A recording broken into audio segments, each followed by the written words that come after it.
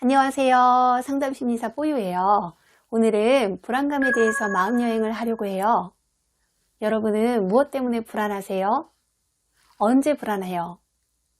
불안할 땐 어떻게 하시나요? 사람은 본래 낯선 것, 안정적이지 못한 것에 대해서 꺼리는 경향이 있어요. 그런데 산다는 것은 어떤 의미에서 보면 늘 새로운 것과 마주하는 과정이잖아요. 그러다 보니 정도의 차이는 있지만 모든 사람은 불안감을 어느 정도 느끼며 살 수밖에 없어요. 일상생활의 모든 것, 상상 속의 미래까지도 다 불안의 원인이 될 수 있어요. 이렇게 불안의 요소들이 도처에 깔려 있지만 개인의 기질, 성격, 성장 배경, 그리고 가치관에 따라서 불안의 정도와 색깔들은 다 달라져요. 그런데 불안을 느끼는 정도가 다 이렇게 다를지라도 불안을 느끼는 사람들의 내면에는 공통적인 요소들이 존재해요.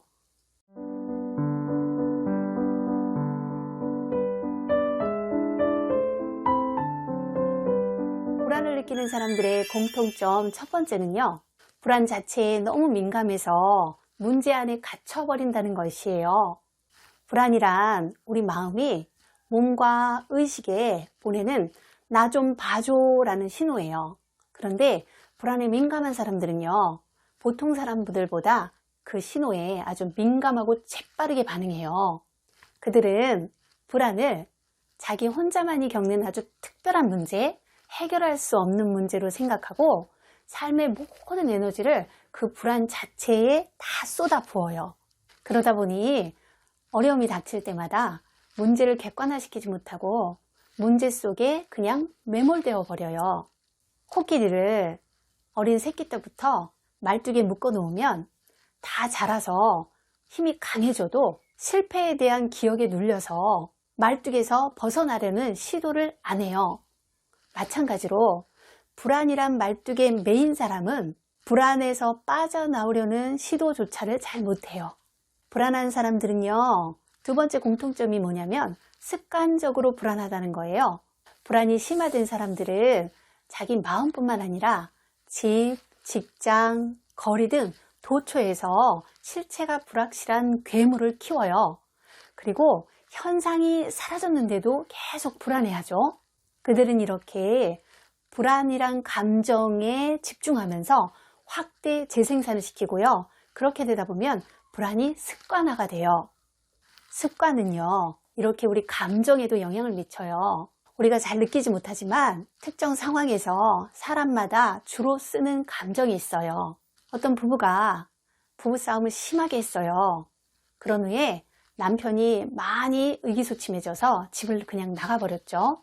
그럴 때 아내들은 어떤 감정을 느끼게 될까요? 불안할 수도 있고 우울감을 느낄 수도 있어요. 혹은 분노를 느낄 수도 있고요. 그 상황을 회피하면서 아무 일 없었다는 듯이 그냥 밥을 먹을 수도 있어요. 이렇게 특정 상황에 대해서 사람마다 느끼는 감정은 다 달라요. 불안이란 감정을 자주 쓰는 사람은 불안을 주 감정으로 삼게 되는 거죠. 한마디로 습관적으로 불안할 수 있다는 거예요. 불안을 많이 느끼는 사람들의 공통점 세 번째는요. 비교의식이 많다는 거예요. 비교는 내가 가야 할 방향과 현재의 위치를 알려주는 꼭 필요한 인생 내비게이션이라고 할 수 있어요. 내 위치를 모르면 어디로 가야 할지, 얼마나 더 가야 할지 모르잖아요. 그런데 사람들이 다 다르다는 것을 인정하지 못하면서 비교만 계속한다면 그 비교는 불안의 불씨가 될 수 있어요. 어떤 사람은 빨간 사과보다 파란 사과를 더 좋아할 수 있다는 것을 인정해야만 우리는 마음이 편해질 수 있어요. 불안감을 많이 느끼는 사람들의 공통점 네 번째는요. 거절에 대한 오해가 크다는 거예요. 여러분도 거절 당해보셨죠? 그때 어떠셨어요? 사실 대부분의 거절은 내가 아닌 내가 꺼낸 이야기나 제안에 대한 거절일 경우가 많아요. 그런데 많은 사람들이 오해를 하고 있어요. 사람마다 개인 영역이라는 것이 있어요. 이는 상대방과의 거리를 의미해요. 문화마다 다르고 개인차가 크지만 한국 사람들은요, 아주 친밀하면 1m 이내에, 동료와는 3m 정도, 그리고 공적인 관계에서는 3m 이상의 멀찌감치 거리를 둔다고 해요. 사람은 이 자기의 영역 안에 누구도 잘 들이지 않으려는 습성이 있어요. 그 개인 영역의 핵심에는 자존심이 있어요. 뭔가를 부탁한다는 것은 내 자존심을 꺾고 나의 영역에 누군가를 초대하는 거예요. 그러니 거절을 당하는 것은 내 존재 자체를 거부당한다라고 착각하기 쉽죠. 그러면서 불안해져요. 그러나 살면서 거절을 안 당할 수는 없잖아요. 거절은 단지 그 순간 그 일에 대한 노일 뿐이에요. 불안한 사람들의 공통점 5번째는 감정에 솔직하지 않다는 거예요. 슬플 때 슬퍼해야 카타르시스가 일어나고, 무서울 땐 무섭다고 말해야 두려움이 커지지 않아요. 그런데 감정에 솔직하지 못한 건 그 밑에 불안감이 깔려 있다는 거예요. 내 감정을 주체하지 못할 것이라는 불안, 또 남들이 내 속마음을 다 알아버리면 나를 어떻게 생각할까 하는 우려가 섞인 불안이 깔려 있는 것이죠. 우리는 불안감을 완전히 없앨 수는 없지만 좀 완화시켜 줄 수는 있어요. 자, 불안감을 확 덜어줄 수 있는 방법 1번째는 뭘까요? 불안을 마주보는 거예요. 흔히들 왜 불안한지 잘 모르겠다고 해요. 하지만 불안한 것에는 다 이유가 있어요. 어린 시절 성장 과정에서 생긴 불안은 그 원인을 찾는 게 쉽지 않을 수 있어요. 그러나 성장한 후 일상에서 맞닥뜨리는 불안은 곰곰이 생각하면서 원인을 찾으면 대부분 원인을 찾게 돼 있어요. 불안이 우리를 힘들게 하는 이유가 무엇일까요? 실체가 모호하기 때문이에요. 형체가 불확실하고 그 크기를 가늠할 수 없을 때 우리는 불안에 압도돼요. 제 경험인데요. 소화가 잘 안 되고 기운이 없는 날이 계속 지속된 경우가 있었어요. 괜찮아지겠지 하고 생각하면서 며칠을 보냈죠. 그런데 상황이 점점 악화가 되는 거예요. 그러면서 제 마음속에 혹시 큰 병은 아닐까? 불안이 슬금슬금 찾아오더라고요. 그래서 제가 내시경을 했죠.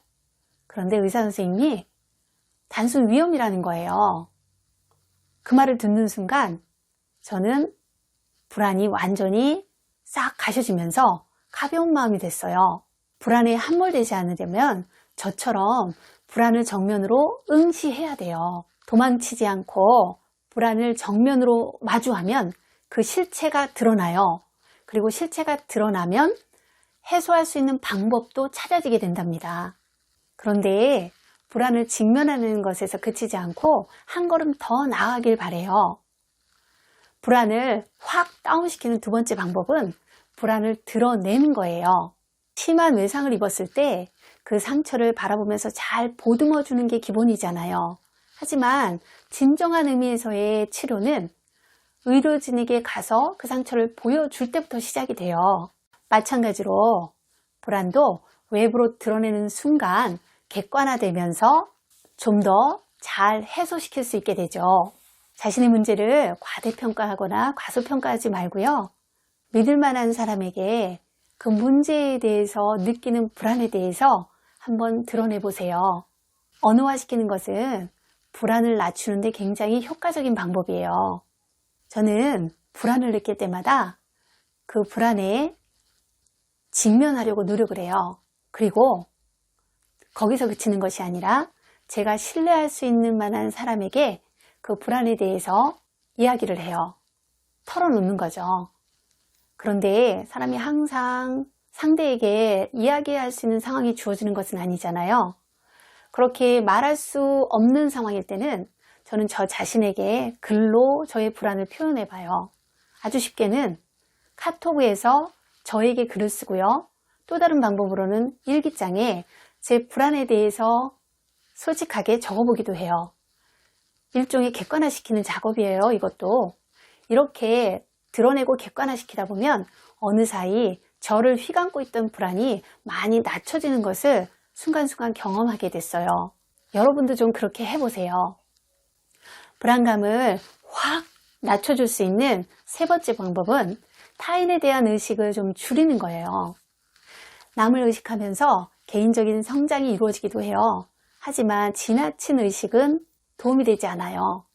사람은 보고 싶은 것만 보고 듣고 싶은 것만 듣는 경향이 있어요. 오늘도 거리에서 수많은 사람과 이렇게 스쳐가지 않으셨어요? 그들 중에 어떤 사람들이 생각이 나나요? 내가 주목한 것 외에는 다 통째로 생략되는 게 보통이에요. 사람은 원래 자기중심적이라서 다른 사람들에게 크게 관심이 없어요. 어린아이들은 남을 많이 의식하지 않아요. 그런데 우리는 언제부터 그렇게 남을 의식하게 됐을까요? 성장하면서 사회화되는 과정 중에 남과 어우러져 사는 법을 배우죠. 그러면서 한편으로는 남을 모시고 사는 법을 배우기도 해요. 지나치게 남을 의식하는 사람들의 마음 밑에는요, 상대가 나를 좋지 않게 보면 어쩌지 하는 불안감이 자리 잡고 있는 거예요. 그래서 거절도 부탁도 잘 못해요. 그런데 남을 의식하는 것은요, 상식적인 선에서 적당히 하면 돼요. 타인은 내 삶이란 무대에 스쳐가는 행인일 뿐이고요. 나도 그들 삶에 지나가는 엑스트라일 뿐이에요. 불안감을 덜어내기 위한 네 번째 방법은요, 과정도 중요하게 생각하는 거예요. 결과에만 집착하면 목표에 이르지 못할까봐 불안해지기 쉬워요. 그렇게 되면 과정 중에서 얻을 수 있는 유익을 놓칠 뿐만 아니라 쫓기는 삶을 살게 되기 쉬워요. 원했던 결과는 얻지 못했지만 과정에서 더 큰 것을 얻은 경우가 많아요. 우리가 흔히 사용하는 포스트잇도 강력한 접착제를 만들기 위한 과정 중에 실수로 탄생한 작품이에요. 어떤 혈압약은 혈압 치료에는 사용하지 못하지만 탈모제로 사용하고 있고요. 우울증 치료제로 개발하기로 되어 있던 제품이 식욕 억제제로 재탄생되기도 했어요. 결과에만 집착하고 과정을 완전히 무시했다면 이런 제품들을 일상생활에서 우리가 만나지 못했을 거예요. 그러니 과정도 중시하면서 불안도 확 덜어내고 생각하지 못한 유익도 얻어보자고요. 불안을 확 다운시킬 수 있는 마지막 다섯 번째 방법은요, 생각 스탑, 행동 고 해보시는 거예요. 생각을 많이 한다는 건 머릿속에서 시나리오를 계속 그려본다는 뜻이에요. 실수하고 실패할까봐 불안해서 그래요. 그런데 실생활에서 발생되는 변수를 모두 예측해서 대처하기란 불가능해요. 때때로 고민은 단순하게 끝내자고요. 신중한 것도 중요하지만 행동하면서 새로운 아이디어들을 얻을 수도 있어요. 저는 유튜브를 하기로 결심하면서 여러 가지 생각들을 하기 시작했어요. 과연 내가 유튜브를 할 수 있을까? 영상을 어떻게 찍지? 편집할 줄 모르는데 어디서부터 시작해야 하지? 이런 생각들이 꼬리에 꼬리를 물고 일어나다 보니까 동시에 불안도 자꾸 스물스물 기어오르는 거예요. 많이 불안해졌죠? 그래서 이러면 안 되겠다 생각했어요. 그리고 순서를 생각하면서 한 가지씩 일을 진행해 나갔어요. 그런데 막상 일을 하다 보니 제가 예측했던 것과 전혀 다르게 빗나가는 일들도 많았어요. 그리고 한편 생각하지 못했지만 새로운 아이디어들이 떠올라서 유익하게 그것들을 활용할 수도 있었죠. 판단과 결정도 연습이에요. 불안해서 판단과 결정을 자꾸 미루다 보면 그것에서 얻는 유익을 포기하는 결과를 낳기도 해요. 목표에 좀 못 미치면 어떤가요? 괜찮아요. 해보는 게 중요한 거죠. 불안을 우리 삶에서 완전히 배제할 수는 없어요. 그리고 배제해서도 안 돼요. 불안에는 긍정적인 측면도 있기 때문이에요. 면접 대기 장소에서 느끼는 긴장, 소개팅을 나갈 때의 설렘, 그리고 출발 신호 앞에 선 선수들의 두근거림과 같은 불안은 일종의 격려가 되기도 해요. 여러분, 이제부터는 불안을 적절히 덜어내면서 살 수 있게 되기를 바라요. 여러분은 소중한 존재니까요. 오늘 영상이 유익하셨다면 구독과 좋아요 꼭 눌러주세요. 그리고 궁금하신 점이 있다면 언제든 댓글도 환영이에요. 다음에는 분노에 대한 마음여행을 해보려고 해요. 다시 만날 때까지 안녕.